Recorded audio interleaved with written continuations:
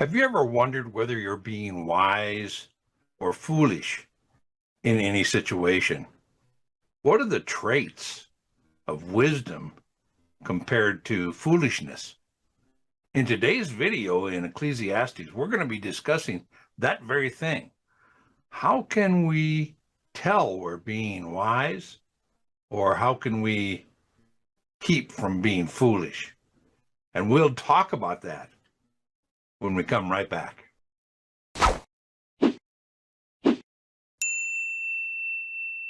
Hi, and welcome to Bible Study with Friends, where our goal is to help you get more impact from your Bible study. I'm here with my friend Stan Ford, and Stan and I are continuing our series in Ecclesiastes. Today, we're going to be talking about how to tell the characteristics of the wise versus the foolish.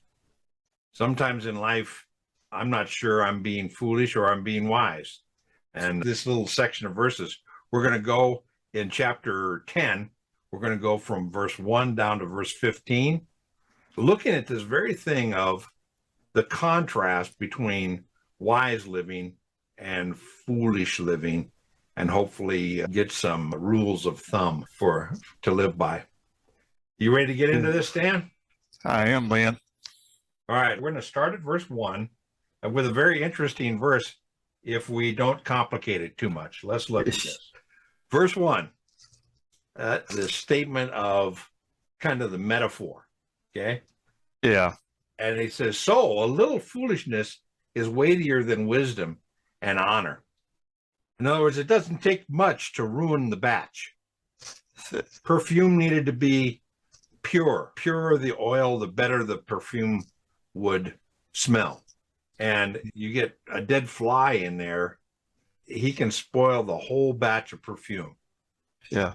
I've read that they said that when they had made the perfume, they had to make sure they covered it, because if they didn't cover it, the flies would just ruin it. And you have a whole batch. Yeah. And now let's think of a real life example of this. You could be a public servant. You could be the principal of a school. You could be a teacher. You could be a politician, whatever, and do a great job for years. Yeah. And then you can say one little phrase that's a stupid phrase, something dumb. Yeah. And that can ruin your entire reputation. We've seen that over and over again. Yeah. Where someone who's a good servant, long-time servant, and inadvertently says something, and literally that little bit potentially ruins his life. Yeah. You look back at the second half of this verse, we see this in this: a little foolishness is weightier than wisdom and honor. So you can have wisdom and honor all day long, but just a little bit of foolishness. So this chapter on what are the characteristics of being foolish becomes important, because he's setting us up to say, hey, it just takes a little foolishness and you could be in big trouble. When I was looking at this, I was thinking of just what you brought out, that how it's so important to really think about what you're getting ready to say. Yeah, exactly. We're going to see more of that as we go through here. Yeah, exactly. The second verse, a wise man's heart directs him towards the right, but the foolish man, his heart directs him towards the left. Now, this right and left, right hand was the blessed hand. Jesus sits at the right hand of the Father. Yeah. And the left-handed were looked down upon. And to this day in the Middle East, I have a friend who went to Saudi Arabia to build a pipeline. And one of the things they told him in the kind of cultural briefing the company gave him was never gesture or reach out to somebody with your left hand. It's frowned upon. It's not something that's done in good company. Yeah. The reasons are clear, but this idea here is wise man's heart, his motivations direct him to the right. That is the righteous side, the good side, the acceptable side. But the foolish man's heart, his motivations direct him towards the unacceptable. Yeah. There's an example of that in Matthew chapter 25 about Jesus talking about the right, those on the right, those who have loved him, who have served him, and who have done those, and those on the left who have followed their own ambitions, their foolishness. And he even talks about where they'll spend eternity at. Yeah, that right and left thing is just a cultural thing. And even to this day, you got to be careful. If you're in the Middle East, you be careful with your left hand. You don't reach for food with your left hand. You don't gesture. You don't put your left hand on somebody to this day. And this is just the concept of a wise man's motivations take him in a good direction. A fool, his motivations take him in an unacceptable direction. Now let's look on. Verse 3, even when the fool walks along the road, his sense, that his heart, is lacking, and he demonstrates to everyone that he is a fool. Just traveling through life, it becomes obvious to people that this guy's heart, this guy's motivation, this guy's direction in life demonstrates that he's a fool. So we can stop and ask ourselves a question, and I think it's an important question, is, am I interested in living a life wisely where it's perceived as wisdom, or do I not care? Do I just want to go through, if it feels good, do it, and have my heart, have my emotions run things without thinking about them?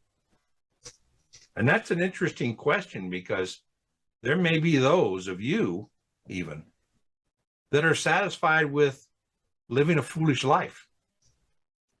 That are happy just doing their own thing.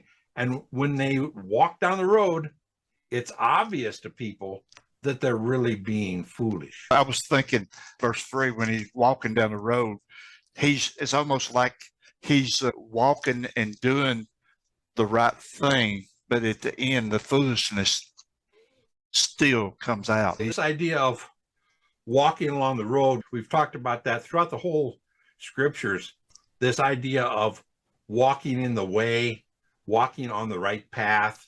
It's just a metaphor for going through life, walking in your way, walking in God's way. When the fool just goes through his life, it becomes evident by people watching him. It becomes evident that he is a fool. Now, there's an aspect about a fool that is a double-edged sword here. A fool means foolish acts, acting without thinking, acting stupidly. But there's a spiritual side to this, where the Psalms says, the fool says in his heart, there is no God.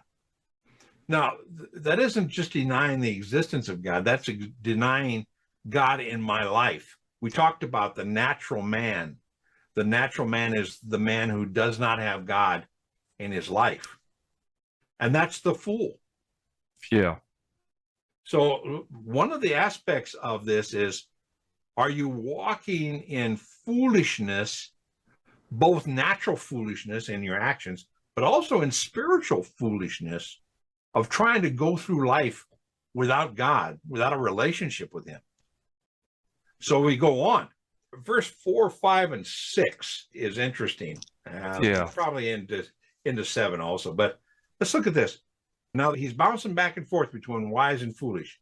He says, if the ruler's temper rises against you, do not abandon your position, because composure allays great offenses. Now, it's interesting. Who is talking? Who is writing this? This is Solomon. Solomon is the king. Has been the king. It's late in his life. And he is saying, from his perspective, if I'm mad at somebody, I'd rather have a guy stand his ground and keep his composure, right? He says, do not abandon your position. And The fool, really, anything that goes wrong, he has a tendency to blow up and quit. I quit. How dare you say something like that to me, whether it's deserved or not.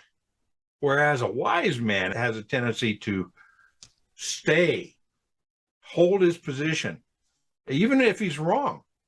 Say, this is my position, I blew it. Okay, fine.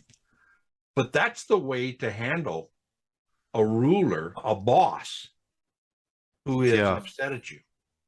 So that's wisdom in your workplace. It's wisdom in those in authority over you. And says, because composure allays great offenses. Now, that word offenses in the Hebrew is sins. It allays it lays aside sin. If you just stand your ground, humbly take it, don't quit, you will lay aside doing the wrong thing. Yeah. And what's interesting to me was when I was reading this and studying it, that here's Solomon, a king, and I think he could be referring to those who were serving him in his court. Yeah, and we found out earlier in Ecclesiastes that he was a tough king. He was not always nice. Yeah. And I can just see him thinking of times when he blew it and his temper got this, and what impressed him about people that he was mad at. Yeah. They acted wisely. They didn't just say, forget it and walk off. Now, verse 5, 6, and 7 are interesting. There is an evil I have seen. Now, this is, again, Solomon being observant. He said, I have seen this under the sun. I've seen this in life. Like an error which comes forth from the ruler, folly is set in many exalted places. So he says, I've seen this where a ruler can really be stupid. Yeah. And he says, I've seen this evil where an error, and that word error, by the way, means an inadvertent mistake. This isn't a guy purposely going the wrong direction. This is just a ruler who's making an inadvertent mistake, an error. And because of that, folly is set in exalted places. Now, what is it talking about? Verse 6, folly is set in exalted places, while rich men sit in humble places. So what do you think that's talking about? I looked at this week, and to me, it looks like that he's talking about men who have the qualifications maybe of doing a job. Okay, but wait a second. What about, I understand where you're going, but it's not about qualifications. In fact, he says, the folly is that I've seen guys that are not qualified who are in top positions. Yeah. And I've seen the rich. Now, culturally, if you were rich, that meant you were a good person who God was blessing. Yeah. And poor person was poor. Yeah. Poor was looked on as those who weren't blessed. Yeah. Yeah. Now, so he says, I have seen stupid people in power and in leadership. And I've seen wise people, rich people, righteous people that were in humble places. That's just reality. Yeah. And he says, we see that in our culture today. Oh, yeah, sure we do.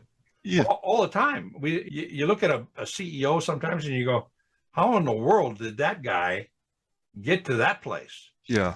In politics, same sort of thing.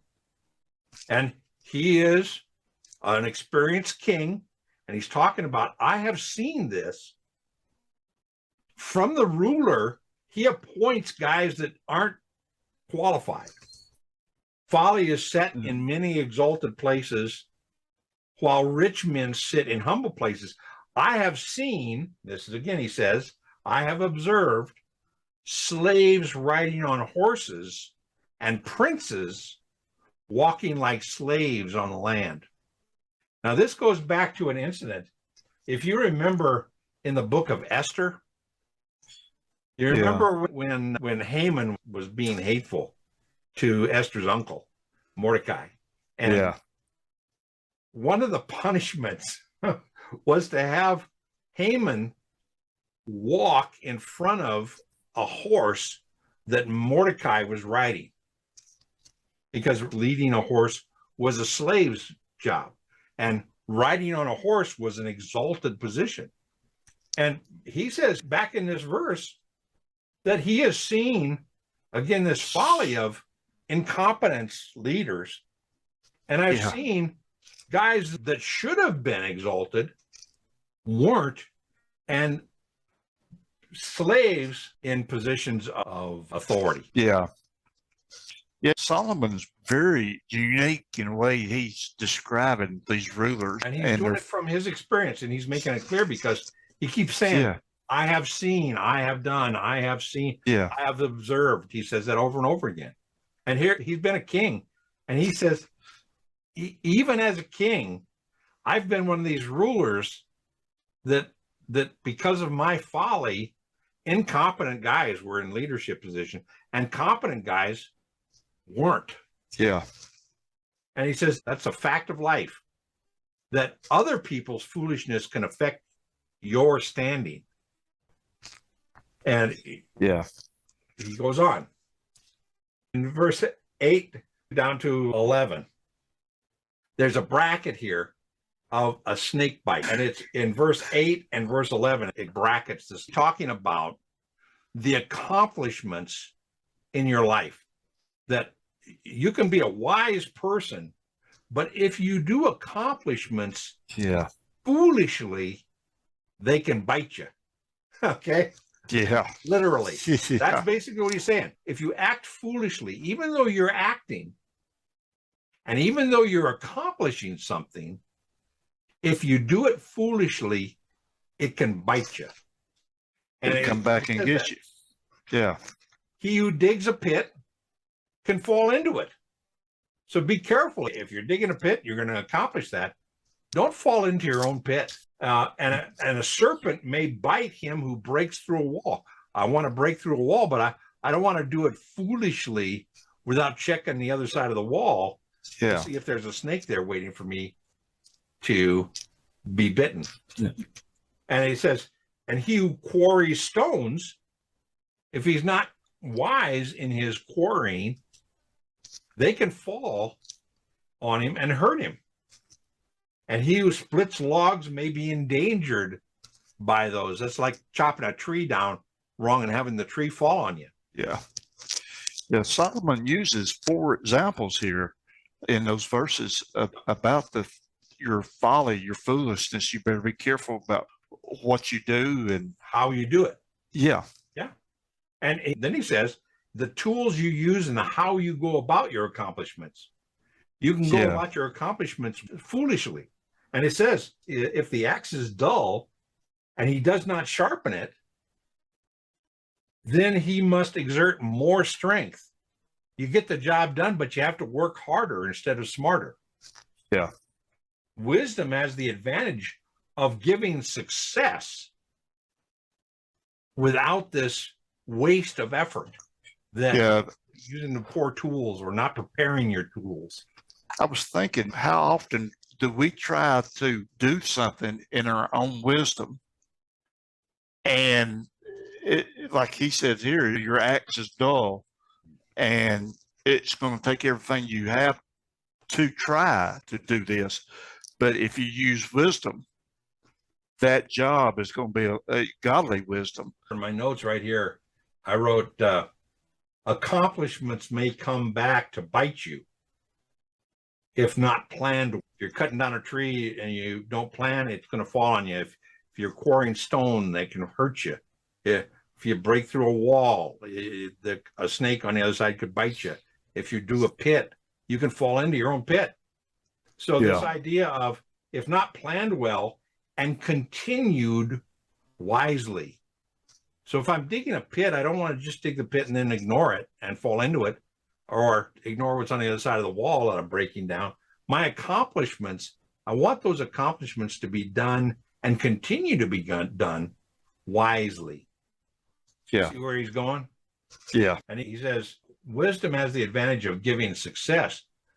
Wise effort produces success in life. Now, it may not produce recognition because we've seen incompetent people being recognized, Yeah. competent people not being recognized, but it's talking about here success in the eyes of God, where wisdom is, where wisdom dwells. So he goes on, verse 11, there's this bracket. If the serpent bites before being charmed, there is no profit for the charmer. In other words, I'm going to be a snake charmer. I have to, before I handle the snake and he bites me, I need to make sure he's charmed. Yeah. I need to make sure I've gone through the right process. That's just wisdom. Yeah. That's foolishness is jumping in and say, oh, I want to handle the snake. And you get bit. It's just foolish. Now, verse 12, he talked about 8 to 11 was about accomplishments. My mom used to say, if you're quiet, and this is what Proverbs says too, if you're quiet, people think you're smart. If you open your mouth, they know you're not. Okay? Yeah. So he goes here. Words from the mouth of a wise man are gracious, while the lips of a fool consume him. Now, that's this idea of consumption, to being consumed, is the same thing we see in James chapter 3, verse 5 and 6. It's talking about the tongue here in James. It's a famous set of verses that you're probably familiar with. Yeah. But it's along this line of the talking of a fool, foolish talk consumes you, it burns you up. Also, the tongue is a small part of the body, and yet it boasts of great things. See how great a forest is set aflame by such a small fire. And the tongue is a fire, the very world of iniquity. The tongue is set among our members as that which defiles the entire body, and sets on fire the course of our life, and is set on fire by hell. So that goes up to verse 1 that we got, where you can go your whole life wisely, and one instant of foolish talk can ruin it. It can be a fly in the ointment. That's why that comes from, by the way, a fly in the ointment. This idea of the words of a wise man are gracious. They're full of grace towards other people, while the lips of a fool burn him up, consume him, like that forest fire that is set on by your tongue. Verse 13, the beginning of his talking is folly, and the end of it, and the it is his talking, right? Yeah. So the beginning of his talking is foolishness, and the end of his talking is wicked madness. In other words, he talks himself into doing the most stupid things that can lead to disaster. This is just the idea of talking too much. Now, I want to read a quote. I've got it written right here. This is what I use these little tabs for. This you probably can't see it, but I'll read it to you. This is from the Believer's Bible Commentary on verse 14 and 15. He says it for 14, a fool doesn't know when to stop. Words, words, words. He talks on and on as if he knew everything, but he doesn't. His endless chatter almost inadvertently includes boast of what he will do in the future. Verse 15 says, he exalts himself by his inefficient and unproductive work, like the axe that's dull, to the point where he can't even see the obvious in his life, like a city sitting right there. Now, that's an interesting quote that when I was reading that quote, I was thinking, is that me? I need to be careful, and we need to be careful not to talk just to hear our voice. Yeah. But to think about what we're talking about. And for my protection, I try to talk in light of the scriptures and not mouth off about stuff I don't understand. So he goes, the fool multiplies words. He just talks. In fact, look over at Proverbs 17. 27 and 28. This is about the fool multiplying his words. He who restrains his words has knowledge, and he who has a cool spirit is a man of understanding.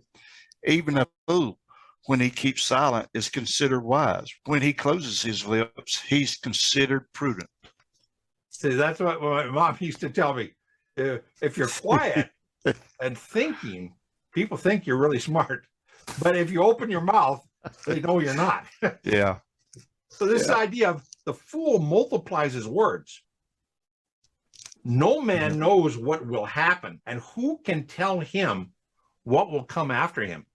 In other words, the foolish man keeps talking until he paints himself into a corner. It's always about he knows what's going to happen. I know this is going to happen. And it's just no one knows what's going to happen. And Solomon has talked about man's attempts to see into the future. He's already talked about that in the past. We've seen that in earlier chapters. And the future is not in man's hands to know. That's right. Now, then it goes into verse 15. The toil of a fool so wearies him that he does not even know how to go to a city. And this huge city, not a town, but this huge city is sitting right in front of him. And he is so exhausted from his talking, and trying to convince everybody that he knows everything, that he gets so weary, he doesn't even see the city in front of him. That makes sense? Yeah. It's almost like he has no sense of the direction. Yeah. And I think in a lot of ways, I've been in places where all I wanted to do was give my opinion about everything. I had an opinion about everything. And I would talk, and there would be people that would look at each other behind my back and go, what an idiot.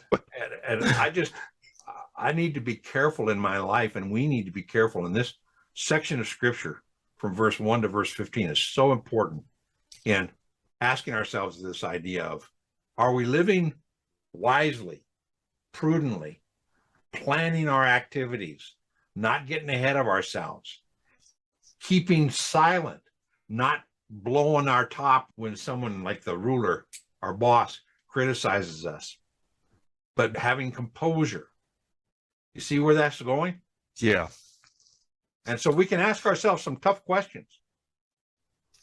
In those situations, when I'm trying to do something, do I just go on ahead and blunder into trouble? Or do I sit and plan and think and then proceed wisely? It's a great question. And Jesus even said, look, nobody builds a house unless he plans. So this idea of being prudent in our accomplishments, being prudent in our walk, being prudent in our talk, shows the difference between being foolish and being wise. Today we've been talking about the characteristics of the wise and the foolish. I want to recommend a video to you. It's called, Do You Live Wisely or Foolishly? And it's from earlier in Ecclesiastes, in case you missed it. And I think you'll enjoy it. We will continue our study in Ecclesiastes next week. And until then, God bless you.